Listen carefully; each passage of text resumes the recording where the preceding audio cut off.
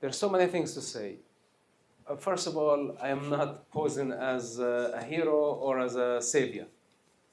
In fact, my problem is with the saviors. Because the saviors only exist if there is a victim. And I don't want to be the victim neither. Even though I experienced so much traumas and brutality, the worst that mankind can produce. I can never accept to be a victim. To be a victim is to be a Palestinian. This is a Palestinian, the very definition of a Palestinian. It's not a race, it's not an ethnic group, it's a mental syndrome to be a Palestinian. To be a Palestinian is to be dependent on the others without the capacity to create. With that said, I am not a victim, but I know what you tried to refer to. It was a turbulent childhood. It wasn't easy. But this does not mean if we have been traumatized, if we go through difficulty, that we cannot come back stronger. And I'm a living example of what it means to reverse the trauma, to always remember our potential, and to know that we are children of earth, children of existence. To sit down and wait for the savior to come from above or to come from below, that's not my style. To be dependent on the international community for support, I don't like it. The very essence of our existence is our very breath. Let's all begin there. Without breath, we don't exist. And when everything ends, this is when the last breath is out. So, to feel entitled for all the other things and to become violent in the process, to say that I don't have what you have and I have the right to dominate it, is not righteous, is not justice. The culture where I grew up, and I don't mean to speak low against the Palestinians, but in my opinion, and this could be misunderstood, that to choose to be a Palestinian is pathetic. It's pathetic. Everybody has equal opportunity and equal potential. You go to the West Bank, they have the same soil, they have the same potential, they have the same sun, the same God, the same earth. What is preventing them from creating what Israel has created so far?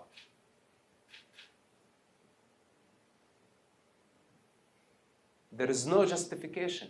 There is no explanation except being a dependent sheep, waiting for help to come from outside. And all of us in this room understand that help does not come from outside unless we take a step towards progress, towards evolution, respecting the universal laws. To sit down and wait for help, and when the help does not come, to become violent, to be attracted to the harvest. Many people consider the conflict is about land, and we tell them this is not a dispute over land, it's more of a fight over the harvest. They prefer to take it already developed. They want to dominate Tel Aviv. They want to dominate Paris, Madrid, Andalusia. It's more attractive when it's ready and blossoming. But to have the power to say, I take it as a desert, I turn it into agricultural, then I turn it into industrial, then I turn it into a superpower. I can do whatever.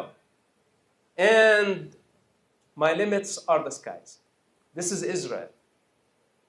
So as someone who grew up in that culture, I reject completely the victim mentality, the victimhood, and all the ambitious ideologies that are trying to dominate, I think will only lead to violence. This is the false narrative that everybody is referring to, the narrative of a victim. And I think this has to come to an end. Everybody has the power, everybody has equal potential of growing and creating. Hence, I am not a Palestinian, also I am not Israeli. I only represent myself. I lived almost half of my life in the Palestinian society. On that authority I speak, and I have been in friendship with the Jewish people for the past 27 years. And I know both cultures. I know their weaknesses and I know their strength. And I hope at some point, those who live in darkness will choose the light, will choose to take responsibility. Before they seek equal rights, to think, am I a responsible citizen? And no one should ever feel entitled for something if they have not earned it. I hope that this is enough introduction, and later on we can go through the more practical stuff. But this is my moral and philosophical stand regarding to the problem.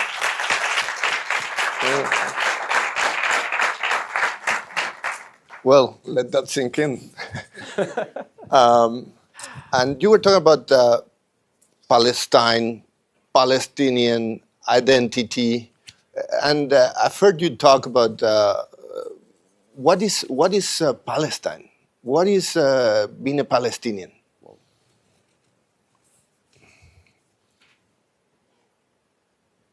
This could be the biggest question of the century.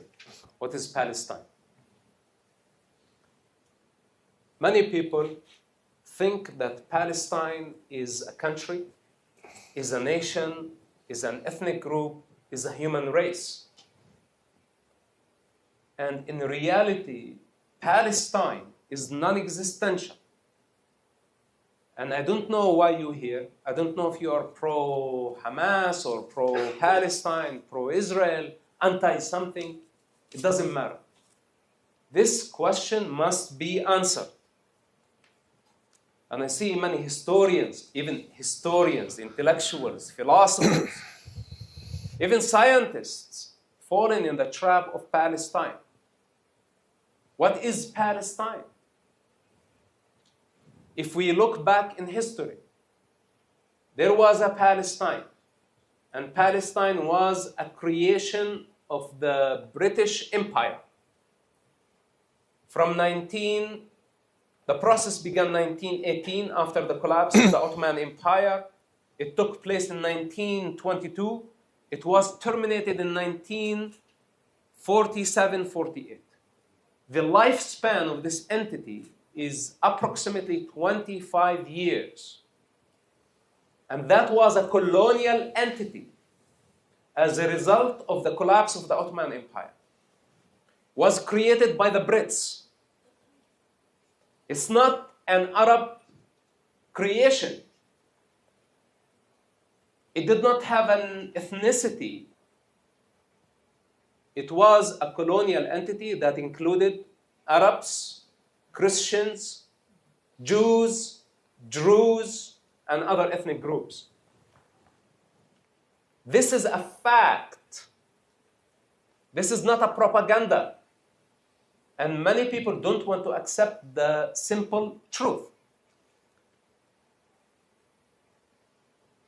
The travel document that you say that you see today, that is written on it, Palestine, in English, in Arabic, and in Hebrew, was made by the British Empire.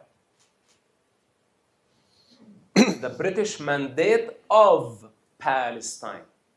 Where did Palestine come from? It's a Roman name.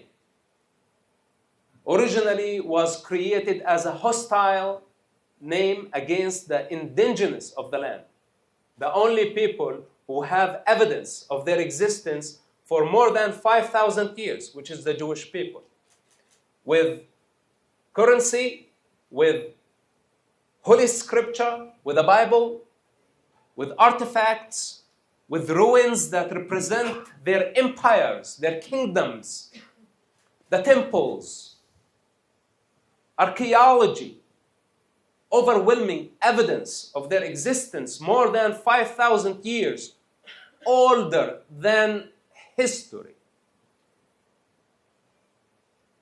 of the most resilient ethnic group.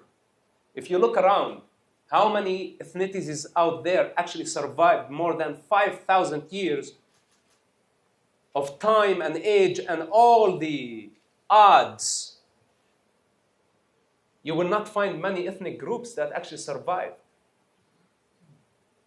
So here come the Romans and the Brits at that time, and then the Palestinians, the Arabians, the Muslims, who want to deny the Jewish people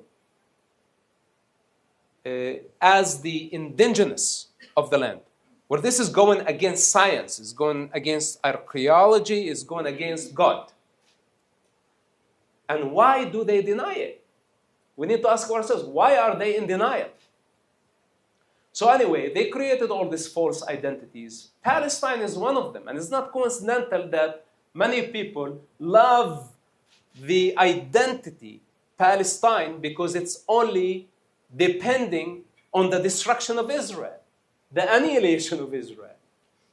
So all the anti-Semites come today in the millions. And in fact, their objective is not Palestine. They don't care for Palestine. Even if you give them a Palestine, they don't know what to do with it. Like someone who's craving for a woman so much, but we give him the most beautiful woman, but he doesn't know what to do with it. This is the reality. It's not a gift you give them and from there they're going to actually thrive and grow. If they haven't built it, if they haven't earned it, then they don't have it. So not to go that far, Palestine is non-existential. Nothing can satisfy it. It's a global phenomenon today. And I describe it in many times that it's a black hole. You know what a black hole is? It can swallow a galaxy because nothing can satisfy it. And also, not to mention, who claim to be Palestinian or Palestine? All of them are opposite extremes. If there was no common enemy, that is Israel in this case, they would kill each other. So in this situation, with all the facts provided, facts that defy all the propaganda out there, I say that the only conclusion of Palestinian Palestinians that it's only a violent ideology that is dependent on the destruction of that is real. Israel is real. Palestine is nonsense. And by the way, I know this is a long answer, but when I grew up thinking that I was Palestinian, they wanted us to be Palestinian. They said, you go to the checkpoint, you throw stones, Molotov cocktails. If you die, you're a martyr for Allah. As children. This is how they indoctrinated us, and they had expectations from us. The parents, the society, the culture, the political leadership, that we all must die for Palestine. The only thing, we never asked them, what is Palestine? We never thought, because throughout the years, I thought we were Palestinians because there was a country as Palestine. Or I thought we were an ethnic group called Palestinians. How many years later? when I came to realize, oh my God, we are in trouble. There was no such thing as Palestine. And today you go ask millions of people who claim to be Palestinians, whether they are in the West Bank, Gaza, or worldwide today. Ask them the question, what is Palestine? And they don't know how to answer it. What makes you a Palestinian? They don't know. But ask the Jewish people, what makes you an Israeli? They can write books about it and about their history and support it with facts, with all evidence of what makes them into a people, into a nation. The other side lack all the qualities that qualify them to have an identity. Is this too harsh? No, go. I did not mean to offend anybody. And what's the objective of these people who say that Hamas is different than the PLO or than the Palestinian Authority? They want us to go into this rabbit hole that it will never end. The truth of such society, it's the same culture. And for those who haven't lived it, I encourage them to go live in such a society for about a minimum of 10 years to understand the culture. So they can see that there is no difference between Hamas, PLO, Islamic Jihad. They are all of the same quality, of the same culture. Hamas literally means enthusiasm, passion. In this case means outrage. I remember when my father was speaking of Hamas, he was speaking of a monster coming from the sea. The way he was describing it with enthusiasm, with passion, he was so excited about the idea of Hamas. And of course, the romantic slogan, from the river to the sea, to emancipate the people, to liberate the victims of colonialism, of the invaders, selling the public the lie that Israel is a colonial entity, the Zionist enemy, etc., who stole our land, as any of them actually had evidence of the land, that they had their name to the land. I mean, today, even the Jewish people, the most wealthiest Jewish people who live in Tel Aviv, in best case scenario, they have a paper that they own a property, but nobody owns Tel Aviv, or nobody owns the territory, all of it. But every Palestinian, wherever they are, they own the whole land. In their imagination, I own it. So I went first to destroy Israel in order to go and dominate it. It belongs to me. It's egoistic. It's non-realistic. And the Hamas idea that this is an Islamic land.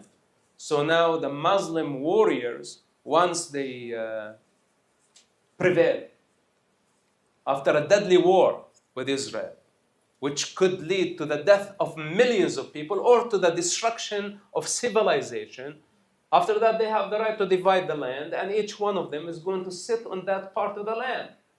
But I'm afraid once they achieve that goal, they will kill each other.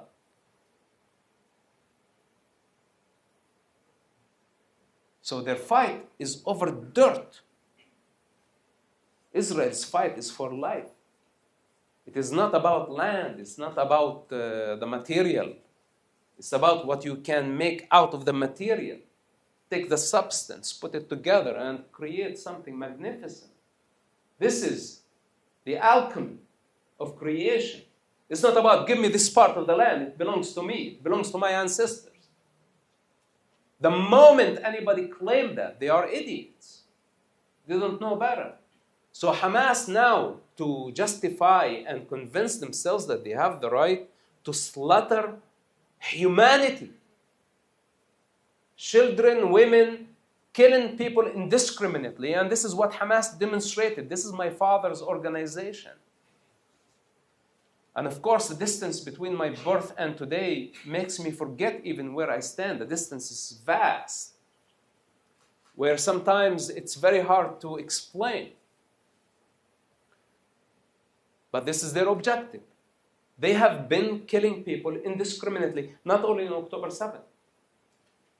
I mean, many people forgot about the Hamas suicide bombing attacks, or maybe they did not hear about them. Maybe it was a minor terrorist attack to them. But Hamas did not differentiate between women, children. Arabs were killed in suicide bombing attacks. Americans, foreigners. They targeted schools, hospitals, synagogues, beaches, clubs. Everybody was a target. Everybody has been a target for Hamas. And this is why during the Hamas suicide bombing attacks, I had to make a moral decision. And I was like, this is not normal. While I was in a society, what you call Palestinians, and the people's attempt to differentiate between PLO, PA, and Hamas. Take it from a first-hand experience. During the Second Palestinian Intifada, when a bus or a school or a university blew up, people celebrated in Ramallah. This is my hometown. It was a big day for Palestine, inflicting pain on the Jewish people. As long as the Jewish people were suffering, the Palestinians were happy, for one day at least. That's the mentality. In a society where they all agreed on evil. Not only Hamas. You know, take Yasser Arafat, for example. Where the Nobel Peace Prize, where it's coming from? Norway? Is that where it's coming from? So, Oslo. So they rewarded him with the Nobel Peace Prize.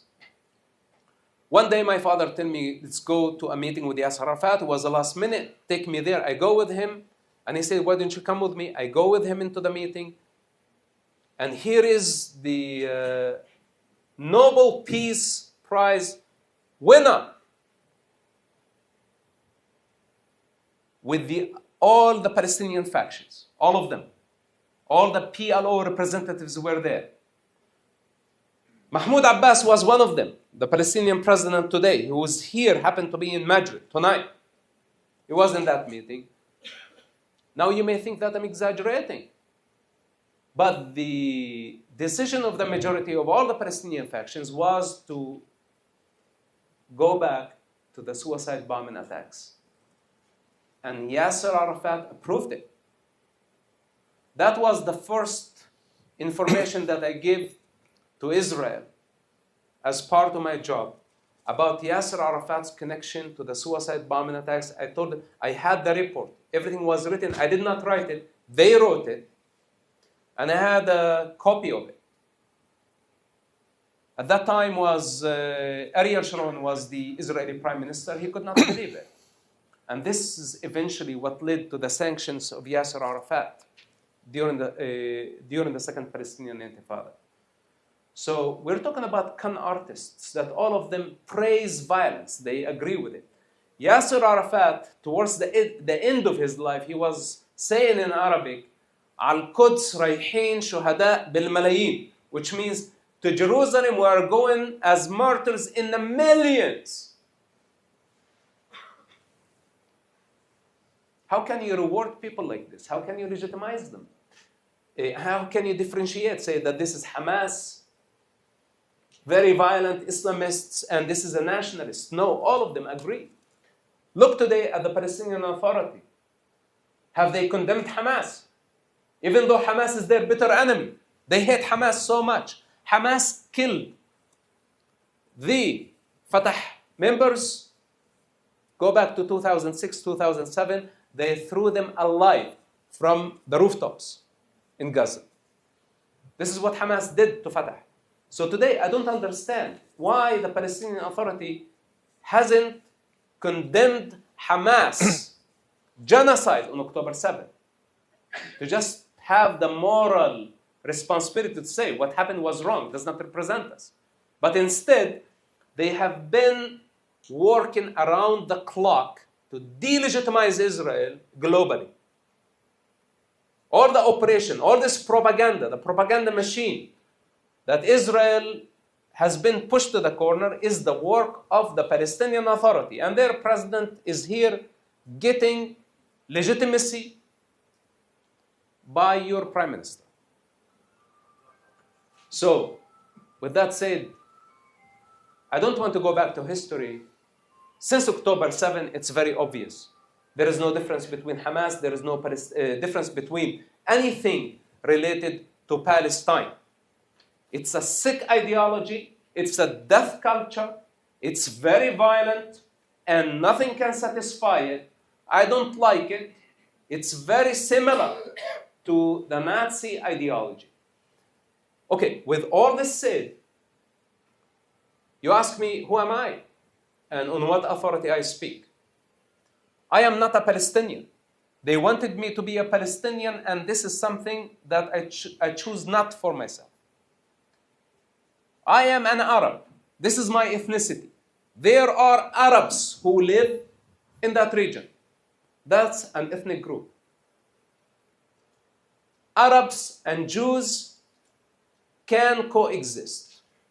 That's a possibility, even though today I see the Arabs complicit in the Palestinian crime. They choose to be Palestinians. Arabs, Persians, Jews can coexist. But it has to be on the foundation of truth, that each party would recognize each other's right to exist. And I don't see a problem with Israel recognizing the Arab people and the non-Jewish people right to exist worldwide. The Jewish people coexist everywhere. You see them in the world. There is no problem. You want to be non-Jewish, it's your problem. We're not going to kill you or try to dominate you for being non-Jewish. But do the others think the same way towards the Jewish people? And that's, I think, the fundamental problem. So, long story short, Palestine and Palestinian is a violent ideology. There is no difference between Hamas and PLO. And I don't like the game of a good cop, bad cop. They both serve the same master. And in this case, they serve the devil. They serve death. And they have to come to the realization that Israel is going nowhere. I personally stand with Israel. I personally fight with Israel. And I know that Israel's fight is righteous.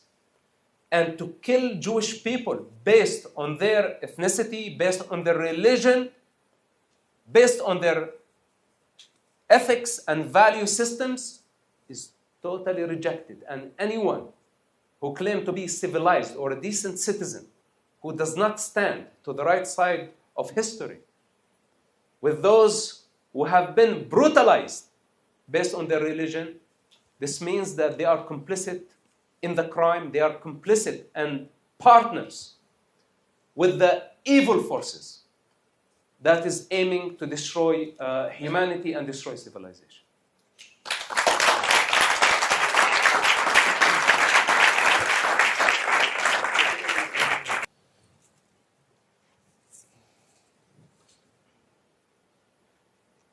From the beginning of this conversation, I told you why I don't like the rule of the savior. Because many people today, they are posing as the saviors of the victims. And the Palestinians, in this case, are seen as the victims.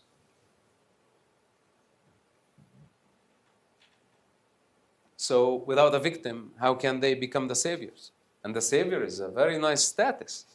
If I am the one who's going to save the world, no?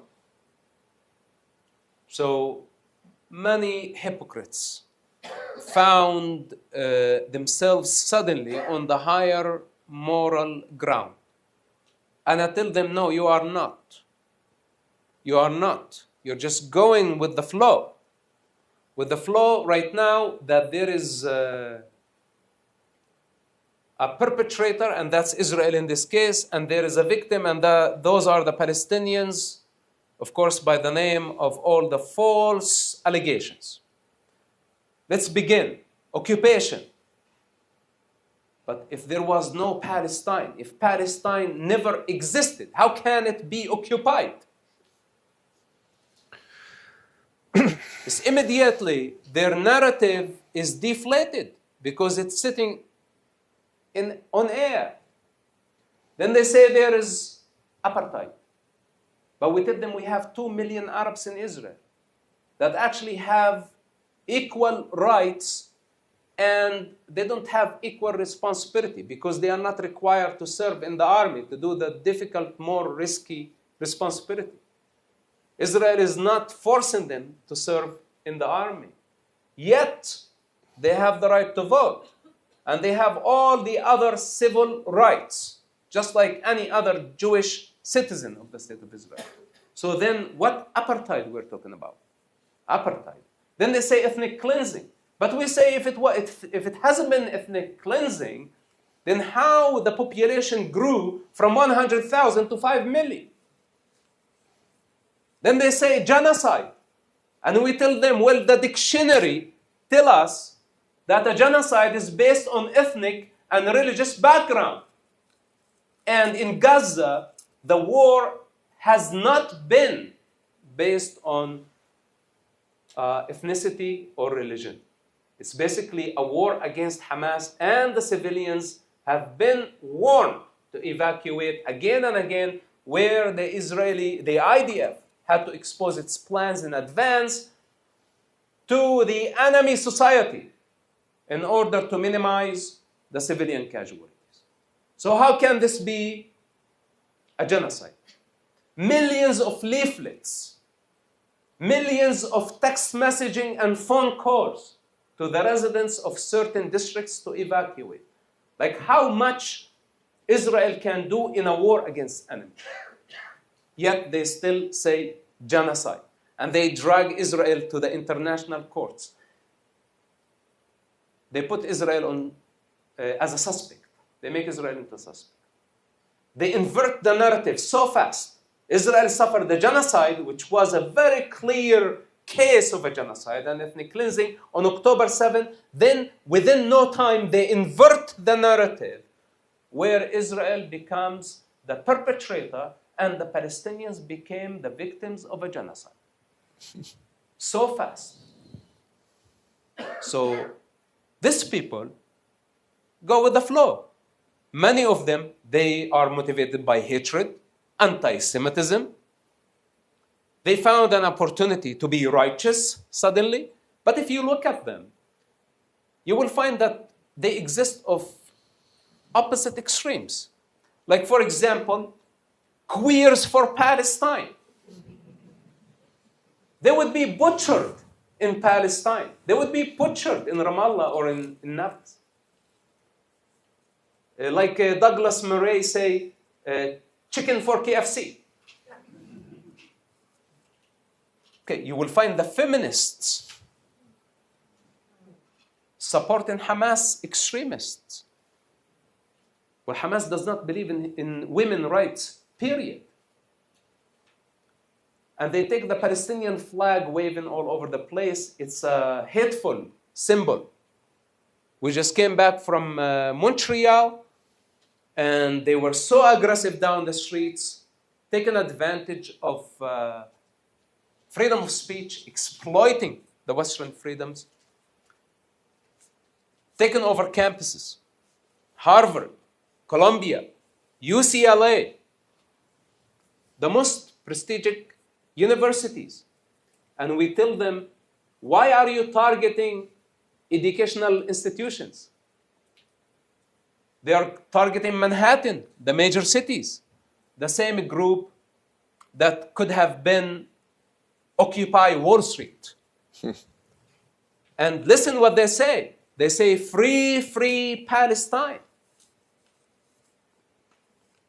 They want it for free. They want a free thing. They are telling you the truth. And we tell them there is no such thing as free Palestine. You had your opportunity for the last 70 years to create a Palestine. And Israel was okay with that, but you failed. So why are you coming today to blame me for your failure? And now I'm supposed to give you a free Palestine. And others, of course, they think free Palestine. They think Palestine is a prisoner in my backyard. And am I supposed to go and free the Palestine for them? If you tell them Santa is a prisoner on the North Pole, they're going to say, free, free Santa. They're not even aware of what they're chanting. So many people, many opposite extremes came into this crowd called pro-Palestine. I think their essence is not pro-Palestine, it's anti-Israel. This is their real nature. And behind them, 2 billion Muslims who took the side of Hamas because of the religious and spiritual connection between them and Hamas as Muslims. And they abandoned their moral responsibility to say, killing infants, killing peaceful people in their living rooms, a terrorist attack is something, but to go into people's houses where they feel the safest, away from the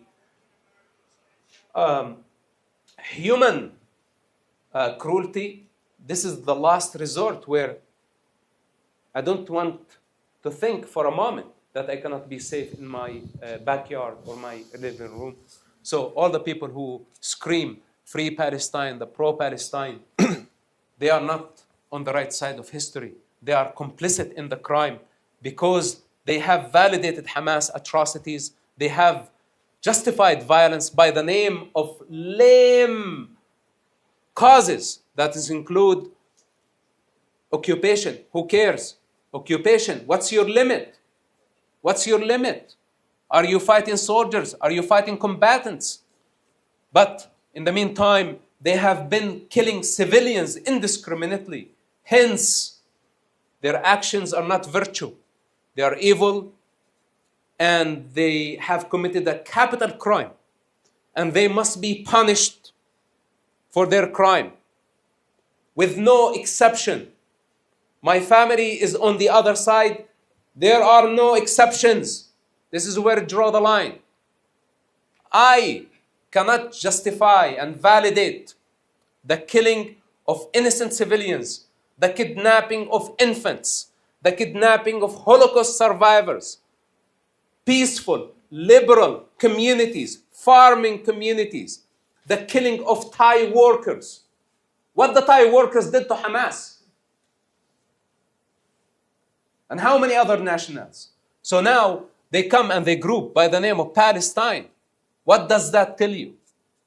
It's just telling you that they are a hateful group at their very essence. And I'm really shocked that they have exploited the Western freedoms to dominate the streets, to intimidate the Jewish communities, and to intimidate many others who stand for the truth. So maybe your prime minister is a pro-Palestine, maybe he is a bad Palestinian, and maybe this is his very nature to be anti-Semite for recognizing the Palestinian state, a Palestinian state, where he wants to place the Palestinian state.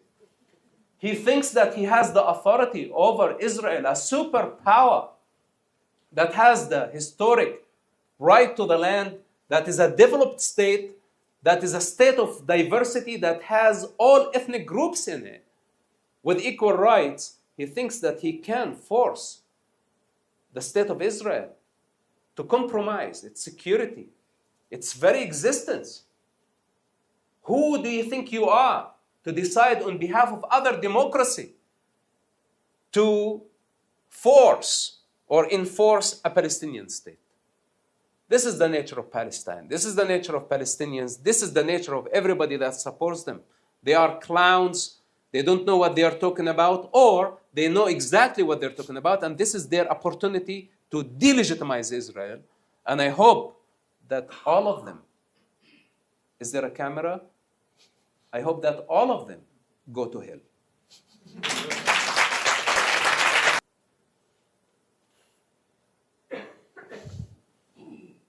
Let's begin with the two-state solution, which is very similar to the two-husband solution. The Let's see how it's going to work out. Especially when the woman say, you know, that I choose only one husband. But then the stranger come and say, I want to be the second husband. That's a two-state solution. And imagine, just imagine, I know it's a wild imagination, if the Spanish Prime Minister decide to give Andalusia to Mahmoud Abbas Abu Mazen and say, you know what, historically this is known an Islamic land, take the property and build your Palestine in it and make your capital Cordoba. This is how awful is that. If you're really very generous and you want Palestine to happen, why don't you give them like half of your country? Try to convince the population.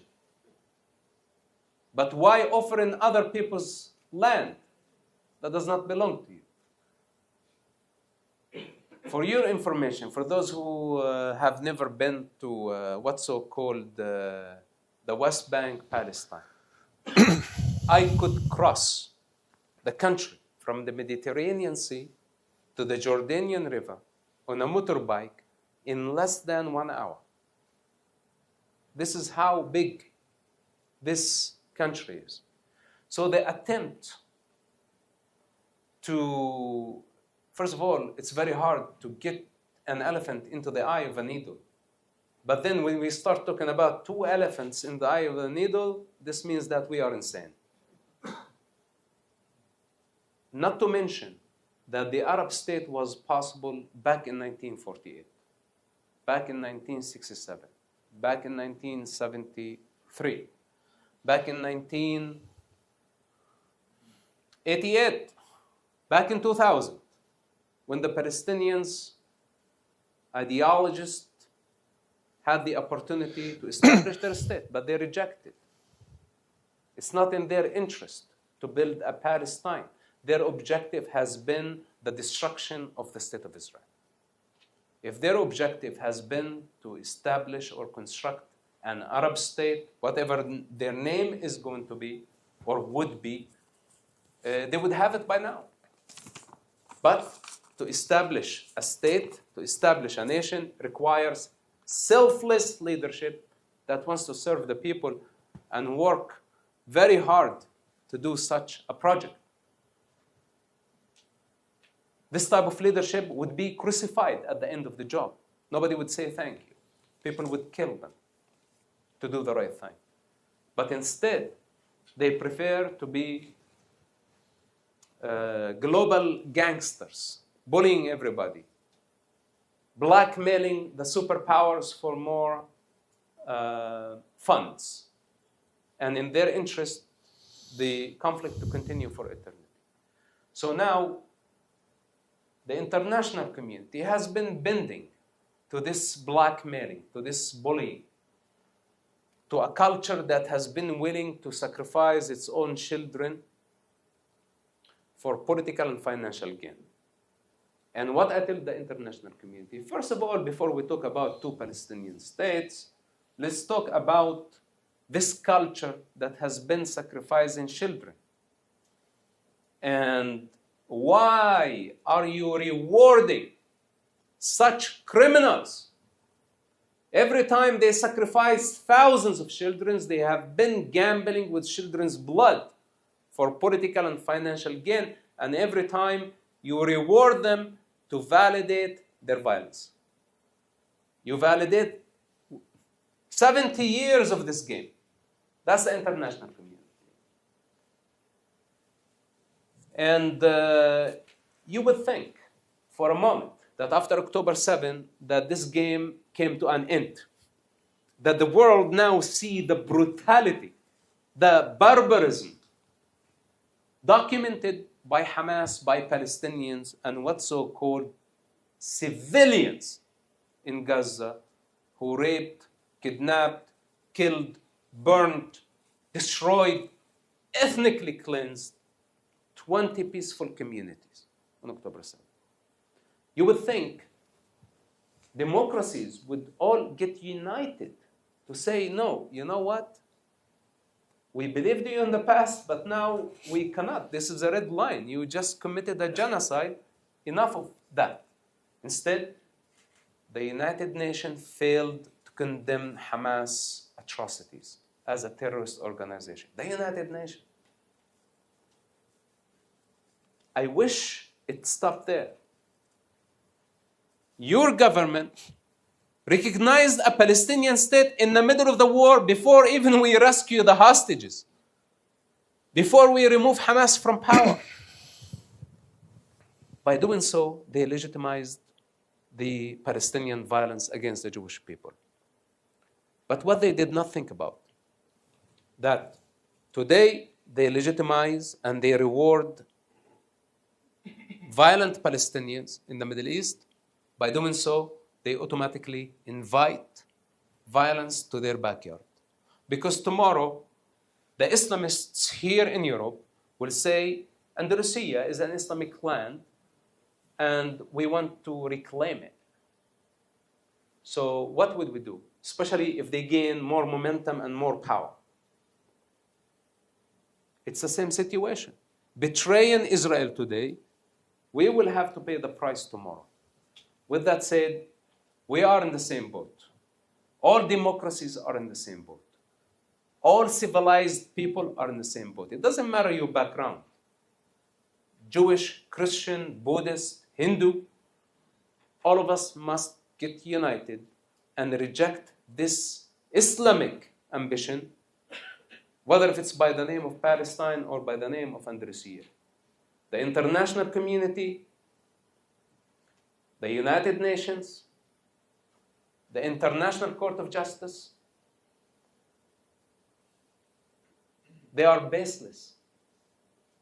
When they say international law, I want to ask them, who wrote the law?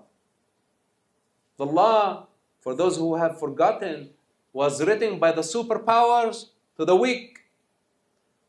The victors wrote the international law for the defeated. With that said, what kind of law when we have the superpowers who have the right to veto it? So you say this is a law, but then we have 5 permanent superpowers sitting in the Security Council that they can say anytime veto. Does not apply to us. Then what's the point? So there is no such thing as international law. And all the resolutions regarding Palestine, they are baseless because they are motivated by political agendas, by the superpowers, whether it's Russia, China, and the Arab oil money that has a great influence in the policy making. With that said, I reduce the international law to its very nature. The rules of the game. Very big difference between international law, a universal law, and the rules of the game. And you know what is superior to the international law? It's the laws of cause and effect. This is how the universe works. The laws of karma, that nothing can go in void. What happened on October 7 cannot be forgotten just in 1 week. While the international law and the international communities have been trying desperately to force Israel to surrender, to accept defeat. And Israel cannot accept this. I cannot accept it. Even if Israel accepts that, I will never accept that. Even if I have to fight eventually with my bare hands for my freedom, I will never agree to be ruled by savages. When they see a baby in the curb, they decide to kill the baby. This type of savages don't have even a place among us. So with that said, international law, I don't care. Does not apply to me, and I hope it does not apply to Israel. What applies here, cause and effect, and from the early beginning, some of you saw me saying that this is going to be dealt with according to the desert law. You know what the desert law is? Go figure. Hamas cannot get away with their crime. And when people ask me, what about your father? And I repeat it again, and I know this is not easy to say. I said, there are no exceptions in this case. This is a capital crime that requires capital punishment. End of the story. I don't want to hear from what's his name, the Pakistani guy on the ICC that happened to be a Muslim. We don't want their influence. I hope that Israel continue to be determined all the way to victory until we remove Hamas from power.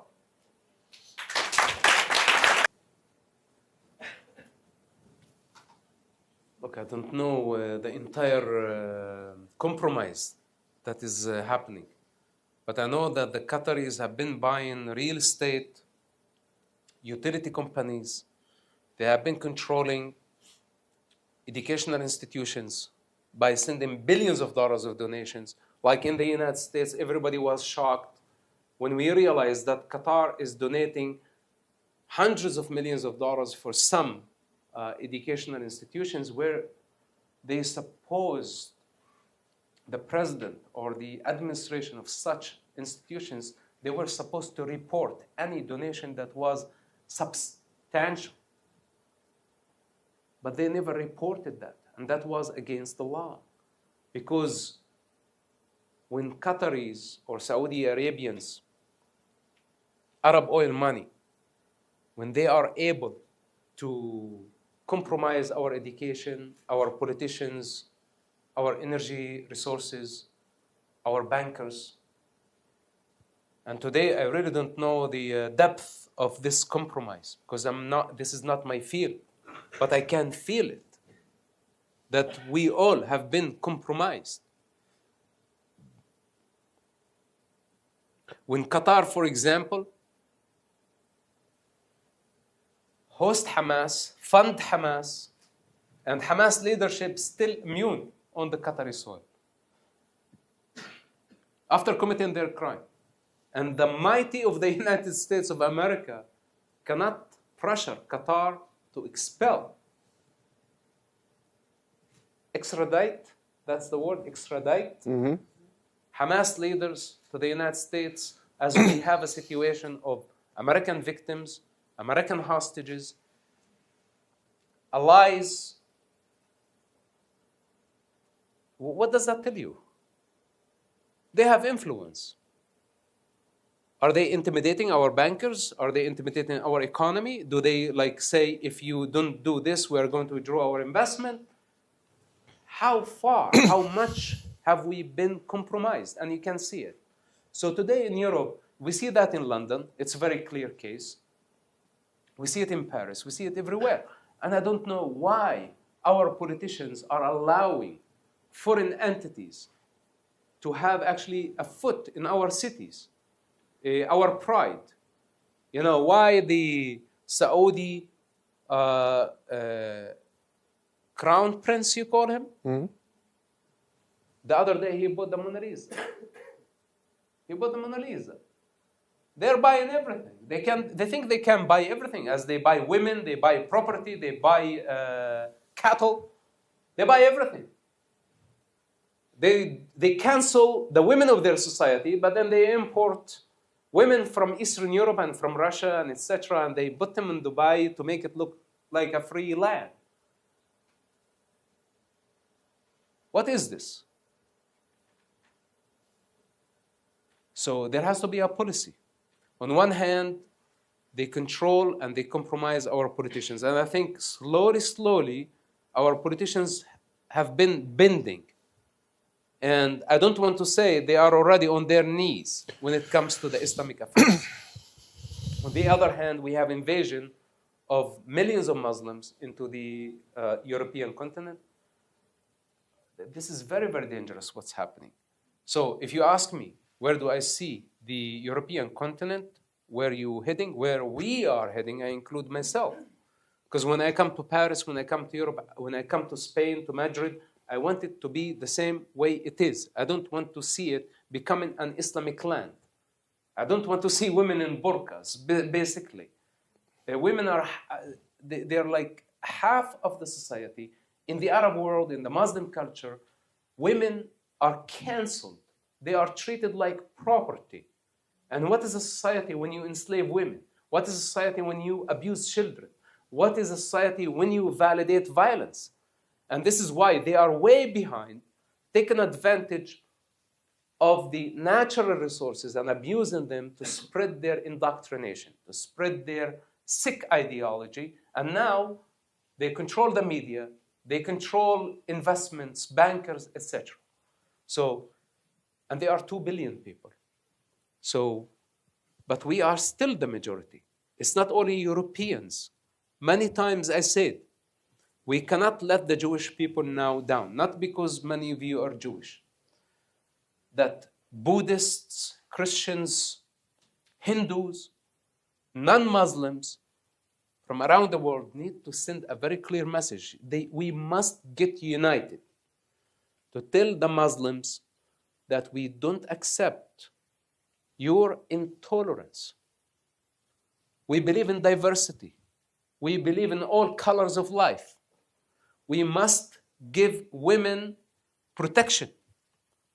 And we cannot dehumanize those who are not Muslims. And as long as you believe in that, then we are at odds. Instead of giving them the opportunity to come and invade us and take advantage of all our systems, and now we are under their mercy.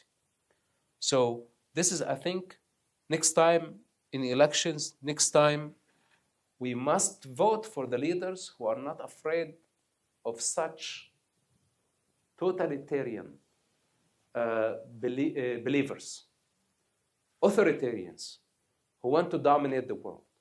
And I hope that this, now that we are aware of what's happening with Israel, that we see the future of Europe.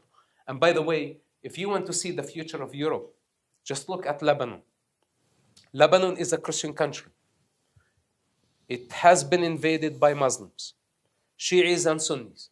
They turned the country into ruins. There is no economy. There is no value of anything. At some point, Beirut was the Paris of the Middle East, where women had freedom, the nightlife, everything was thriving. Great economy. Today you look at Beirut, and Beirut is very, very sad, filled with Islamic rats all over the place. So with that said, and I don't mean to go too extreme, if we don't stop them now, this is an invasion. Eventually, they're going to turn it into the new Lebanon. They're going to turn it into Gaza. This is what the Islamists did. They're going to turn it into Afghanistan, into Pakistan, into Iran. Look at what the Islamic Republic did to the Iranian people. That's Persia, one of the most ancient civilizations, most brilliant people. Now they are in slavery to the Islamic revolution. So with that said, we must wake up. And the first step we do by supporting Israel in this war, because if Israel does not prevail, they are coming here. We are validating them here, and they are going to do a lot worse than what they have done on October 7th. Okay.